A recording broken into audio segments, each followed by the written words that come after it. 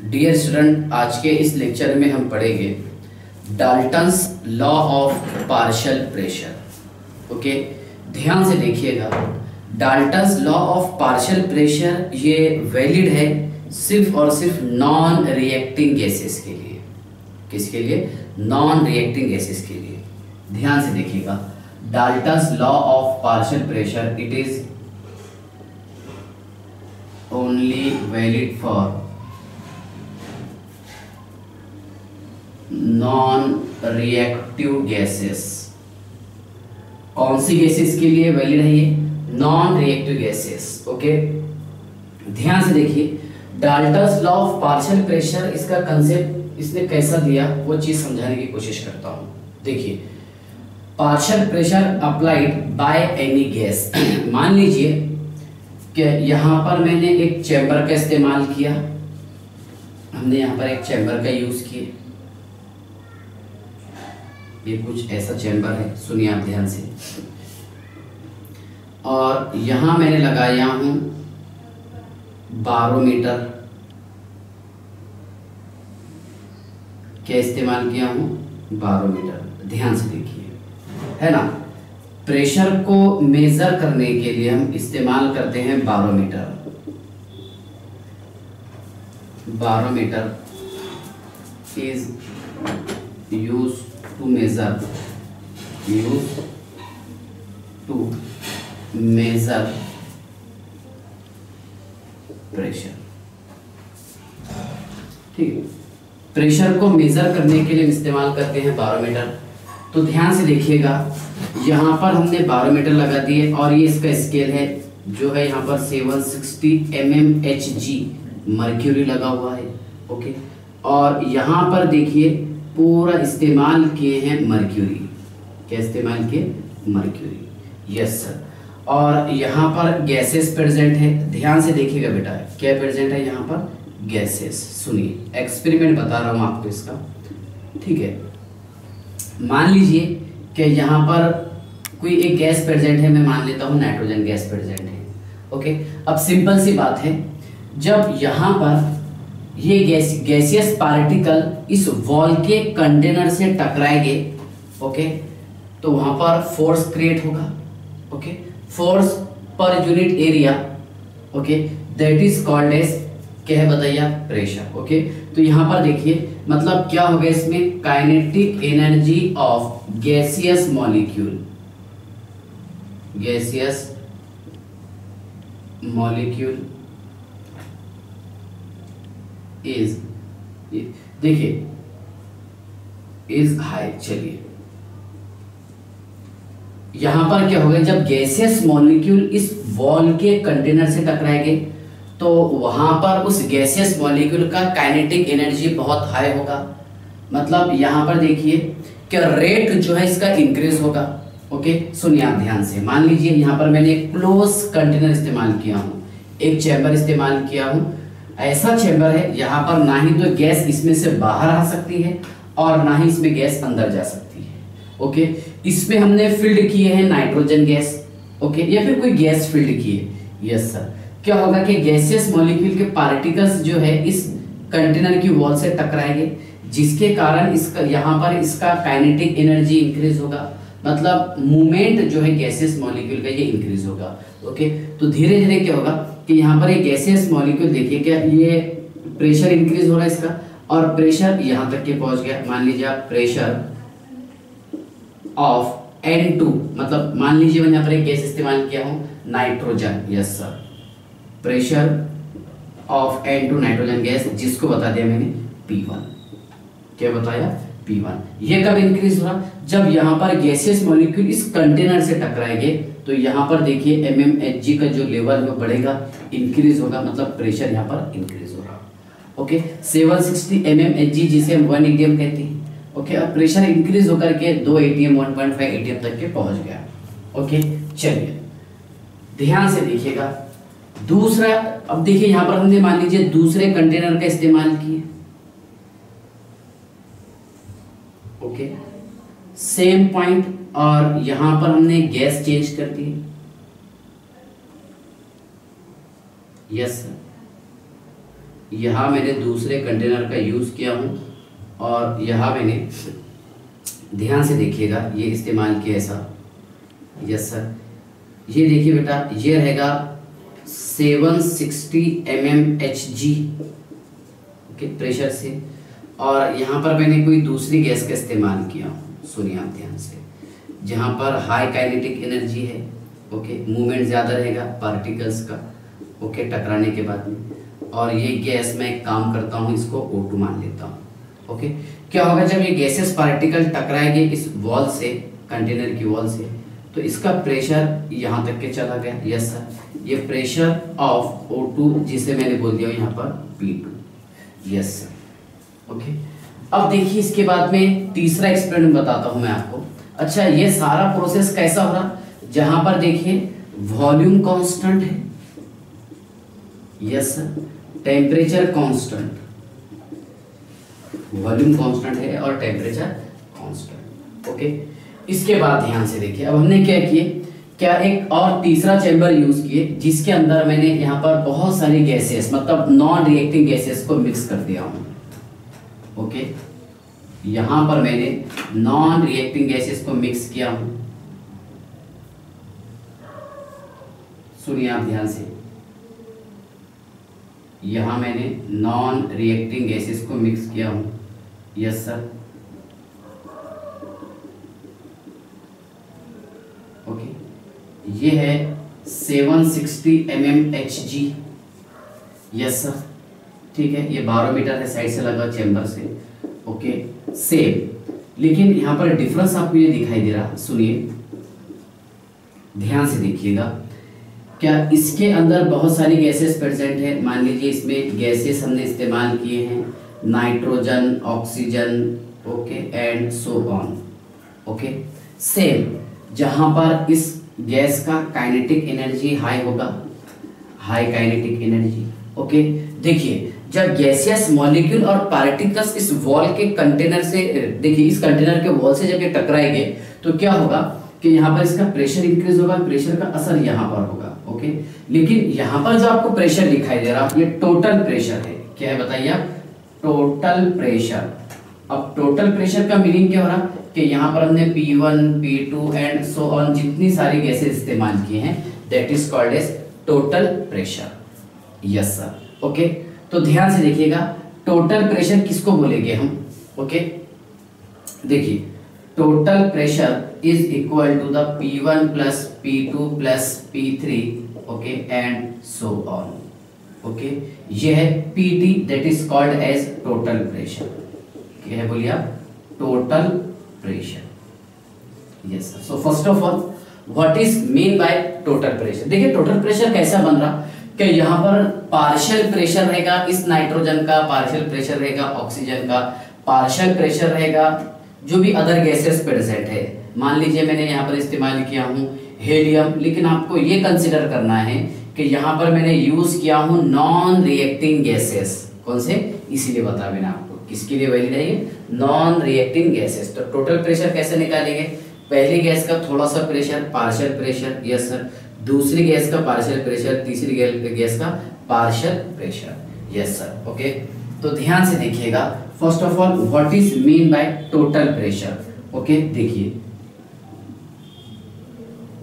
Total pressure तो समझ गया, sum of okay, sum of partial pressure of all individual gases, सारी individual gases के पार्शियल प्रेशर का सम, उसे हम कहते हैं टोटल प्रेशर ओके। अब देखिए यहाँ पर ये मेथड तो अप्लाई किया था डाल्टन्स ने। So what is mean by Dalton's law of partial pressure. देखिए Dalton's law of partial pressure में बी डिफाइंड एज, सुनिए, the total pressure, the total pressure of the total pressure of the mixture of non-reacting gases। कौन सी gases है, non reacting gases. ध्यान से देखिएगा, है बराबर, the total pressure of the mixture of non reacting gases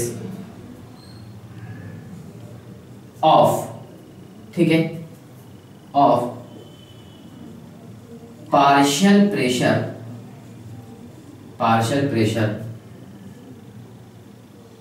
of the करना पड़ेगा, of the partial pressure of individual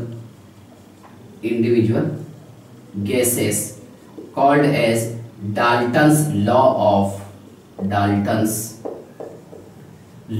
of partial pressure, Dalton's law of partial pressure। ध्यान से देखिएगा, यानी Dalton's law of partial pressure आपको क्या दिखाई दे रहा है यहाँ पर, ध्यान से देखिए the total pressure of the mixture of non reacting gases, okay, of the sum करना पड़ेगा यहाँ पर, of the is equal to the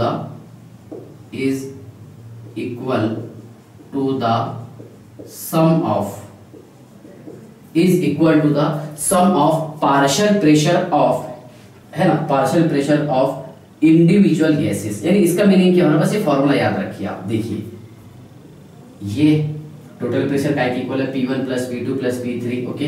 P1 P2 P3 ये क्या है बेटा, ध्यान से देखिएगा, ये है पार्शियल प्रेशर। क्या है बताइए, पार्शियल प्रेशर, ओके। देखिए the total pressure of the mixture of non reacting gases is equal to the, है बराबर, is equal to the, okay, sum of partial pressure of individual gases called as Dalton's law of partial pressure. क्या रहेगा, Dalton's law of partial pressure, यानी इन सारे gases का mixture, okay. अब इसमें थोड़ा प्रेशर एक गैस का, दूसरा प्रेशर एक गैस का, तीसरा प्रेशर एक गैस का। मान लीजिए कि यहाँ पर मैंने इस कंटेनर में बहुत सारी गैसेस का इस्तेमाल किया हूँ, सुनिए ऐसा यूज किया हूँ, इसमें मैंने यूज किया हूँ He plus O2 plus N2, yes sir. तो यहाँ पर देखिए क्या pressure of He, pressure of O2, pressure of N2, yes sir. ये है बेटा 0.95 ATM, यस सर। ये है 1 ATM, यस सर। ये है 0.05 ATM। तो टोटल कितना आ रहा, टोटल सम आ जाएगा सर इसका, है ना, P1 प्लस P2 प्लस 3, ये आएगा 3 ATM, बराबर है। तो ध्यान से देखिए, थोड़ा प्रेशर किसका है इसमें, हीलियम का, थोड़ा प्रेशर किसका है बताइए, ऑक्सीजन का, और थोड़ा प्रेशर किसका है, नाइट्रोजन का। ऐसा भी इस्तेमाल करते हैं, बस वही चीज है। The total pressure of the mixture of non reacting gases is equal to the, okay, sum of partial pressure of individual gases called as Dalton's law of partial pressure. क्या बोलेंगे इसे हम, Dalton's law of partial pressure, okay. अब आपके ध्यान में आ रहा होगा कि पार्शियल प्रेशर किसको बोलेंगे, जैसे यहाँ पर मैंने बताया हूँ आपको, ओके। पार्शियल प्रेशर यानी P1 P2 P3 ये है partial pressure. So first of all what is mean by partial pressure. Partial pressure बोले तो इंडिविजुअल गैस का जो प्रेशर होता है, यानी इंडिविजुअल गैस कौन सी, हीलियम का प्रेशर मान लीजिए, ऑक्सीजन का, नाइट्रोजन का, इस चैम्बर के हिसाब से, ओके। तो ध्यान से देखिए, द प्रेशर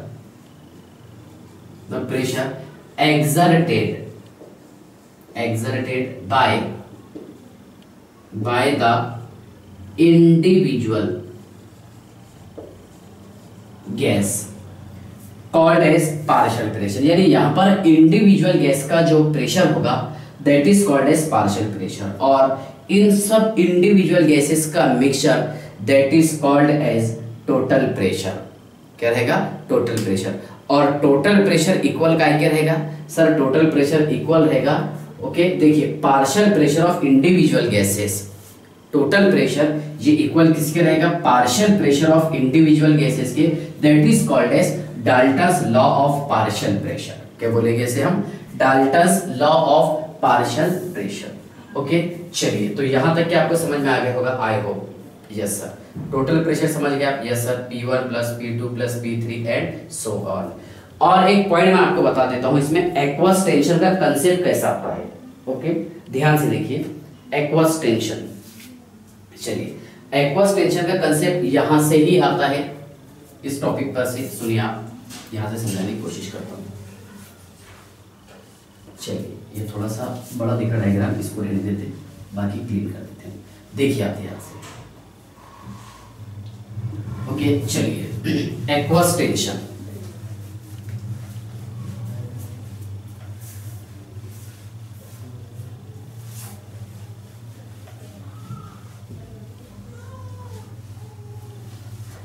सुनिए आप, ध्यान से देखिएगा, समझ लीजिए। ओके, सुनिए। हाँ, मान लीजिए कि यहां पर मैंने एक कंटेनर का इस्तेमाल किया हूं। Yes sir. ओके, एक चेम्बर मैंने यूज किया हूं, ठीक है। चलिए डबल ही बना देंगे इसको। ओके, देखिए आप ध्यान से,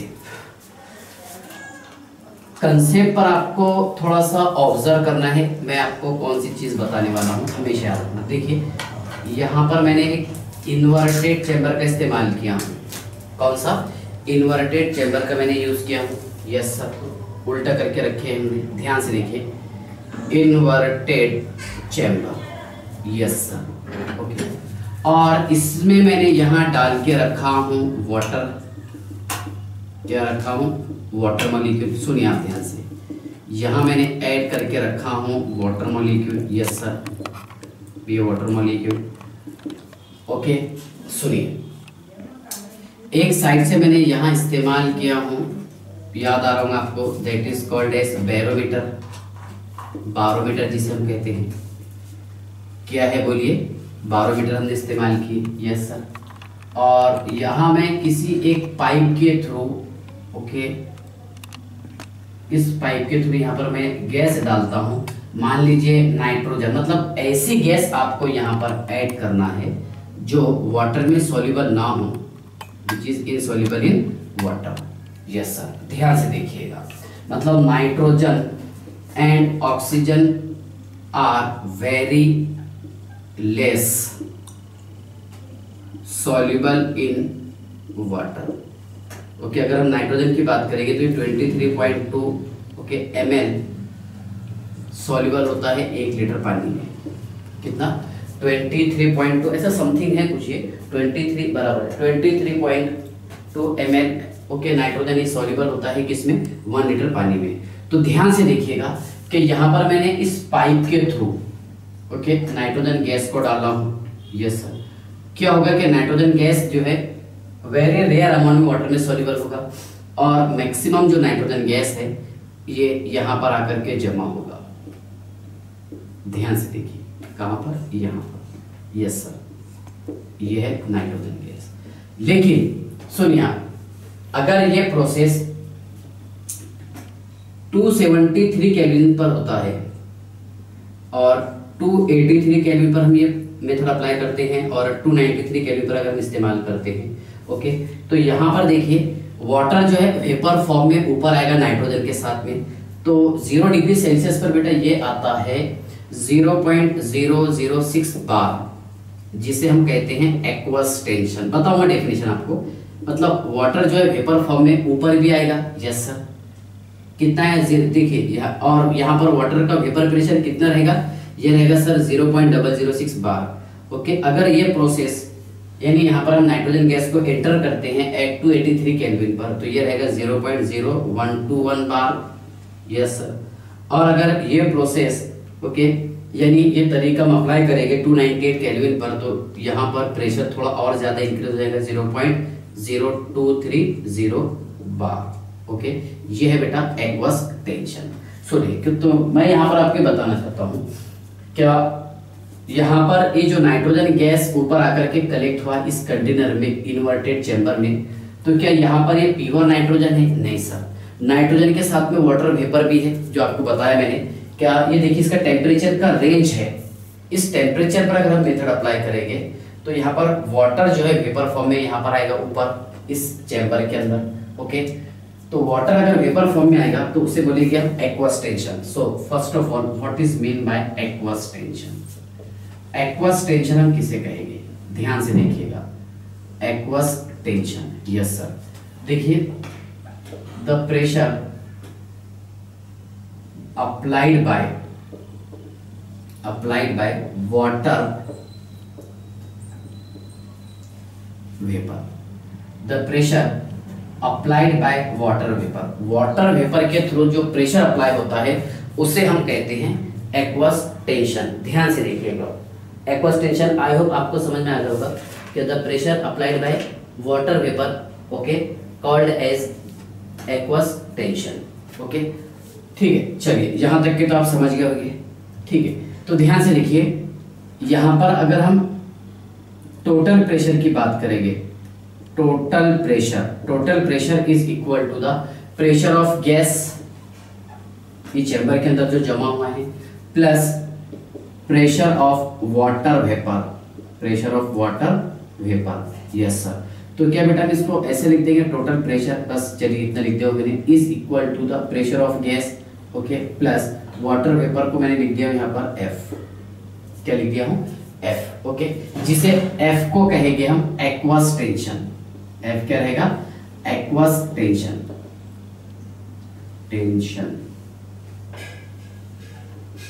ओके। तो ध्यान से देखिए, अगर मैं यहाँ पर सिर्फ यहाँ पर मतलब ड्राई गैस का प्रेशर निकालता हूँ, P1 क्या रहेगा, dry gas, so is equal to P minus f, yes sir, क्या रहेगा, P माइनस एफ, और P क्या रहेगा इसमें, प्रेशर ऑफ मॉइस्चर, बराबर है, जहां पर ड्राई गैस भी प्रेजेंट था और उसके साथ में वाटर वेपर भी थे, yes sir. So P1 is equal to the P minus f, yes sir. यहां तक की समझ गया, ओके। चलिए इसके बाद देखिए, जो हमारा मेन टॉपिक शुरू था वो था Dalton's law of partial pressure, yes sir. तो मैंने आपको एक टॉपिक ये बताया Dalton's law of partial pressure में कि total pressure is equal to the P1 plus P2 plus P3, okay, P1 plus P2 plus P3 and so on. बेटा ideal gas equation क्या है, आइडियल गैस इक्वेशन है PV is equal to nRT, yes sir, जहां पर volume constant रहेगा, जैसे मैंने आपको जो चेंबर बताया हूं ऐसा, ये देखिए मान लीजिए एक चेंबर है, ओके, साइड से हमने एक बैरोमीटर का इस्तेमाल किए हैं, यस सर, ये मैंने यहाँ पर यूज किया हूँ बारोमीटर, ओके, ध्यान से देखिएगा, ये मैंने बारोमीटर का इस्तेमाल किया हूँ, ओके। यहाँ पर नाइट्रोजन, ऑक्सीजन, हेलियम, ऐसे बहुत सारे गैसेस प्रेजेंट है, यस सर, ठीक है। तो देखिए इसमें पार्शियल प्रेशर नाइट्रोजन का, ऑक्सीजन का, हीलियम का, ये अपना टॉपिक शुरू था, यस सर। यहाँ हमने लगाए थे Hg, mercury 760, yes sir. So total pressure क्या है बेटा, P1 plus P2 plus P3, yes sir. तो ये टोटल प्रेशर रहेगा PT, okay, into volume is equal to NT/RT, यानी यहाँ पर V कांस्टेंट रहेगा, ये टेम्परेचर कांस्टेंट रहेगा, ओके, टेम्परेचर भी कांस्टेंट है सर, और गैस भी क्या है, R क्या है, गैस कांस्टेंट है, यस सर। अच्छा वॉल्यूम क्यों कांस्टेंट रहेगा इसमें, वॉल्यूम सर इसलिए कांस्टेंट रहेगा क्योंकि यहाँ पर अगर मैं इंडिविजुअल वॉल्यूम की बात करूंगा तो यही वॉल्यूम नाइट्रोजन का है, यस सर, जो कंटेनर का वॉल्यूम है, यही वॉल्यूम ऑक्सीजन का है, यही वॉल्यूम किसका है, हीलियम का। अगर मैं यहाँ पर हाइड्रोजन डालता तो उसका भी यही वॉल्यूम है, यस सर, ठीक है। चलिए तो यहाँ तक के तो आप समझ गए होंगे, यस सर, ठीक है। यानी जो कंटेनर का वॉल्यूम होता है वही गैस का वॉल्यूम है ना, और ये प्रोसेस कैसे हो रहा है, कांस्टेंट टेम्परेचर पर। आर क्या है इसमें, gas constant. Number of moles इसमें वेरिएबल हो सकते हैं, नंबर ऑफ मोल्स इसमें अलग अलग हो सकते हैं, है ना, नाइट्रोजन के अलग मोल, ऑक्सीजन के, हीलियम के, एटसेट्रा, ओके। चलिए तो क्या बेटा हम ऐसा लिख सकते हैं, P1, देखिए अपना ये मेन इक्वेशन क्या है, ideal gas equation PV is equal to nRT, yes sir. चलिए PV is equal to nRT, मैं इसको इक्वेशन मान देता हूं जस्ट, ओके। अच्छा हम इसको ऐसा लिख सकते हैं, P1 into V is equal to N1RT, yes sir.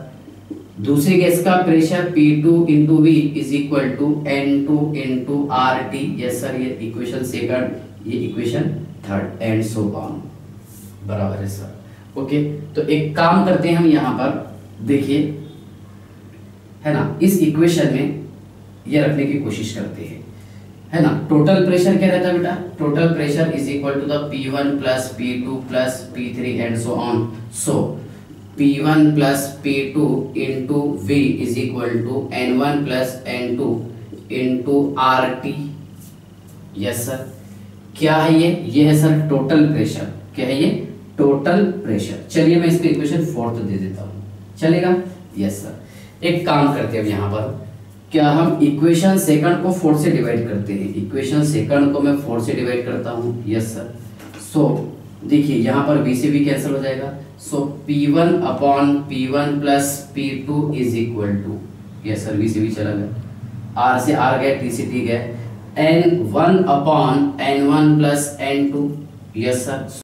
तो P1/PT, चलिए मैं यहाँ लिखता हूँ, P1 total pressure is equal to the N1/N1 plus N2। और आपको याद आ रहा होगा मोल फ्रैक्शन है ना, जिसको हमने क्या पढ़े थे, Chi1 है ना, X1 जनरली पढ़ लेते हैं फ्लो में, X1 is equal to the N1/N1 plus N2, yes sir.